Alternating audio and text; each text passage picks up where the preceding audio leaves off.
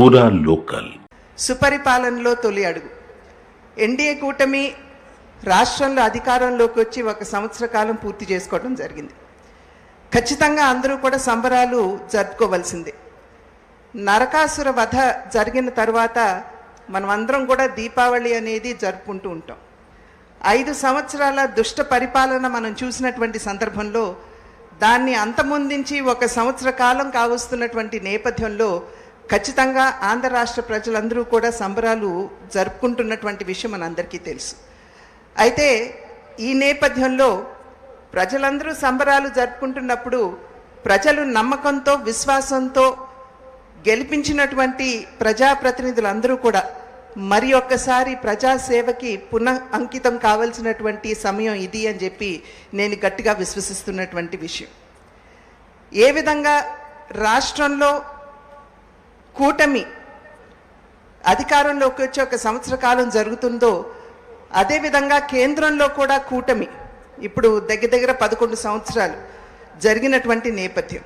గత సంవత్సర కాలంగా మనం చూస్తున్నాం.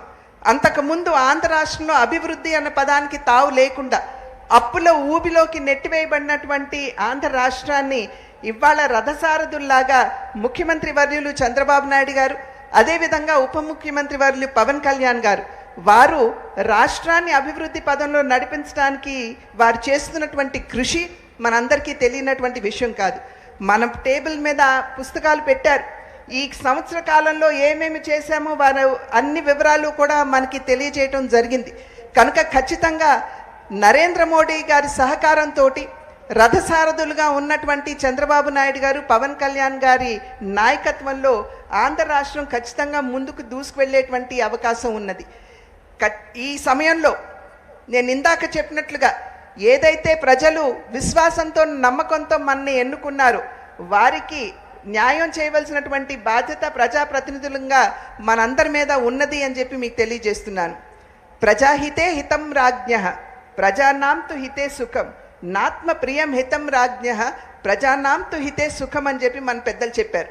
అంటే నిజమైనటువంటి రాజు ఎవరైతే ఉంటారో వారు తనకి కావాల్సింది తనకి సంతృప్తి ఇచ్చేటువంటి విషయం మాత్రమే వారు చేయరు.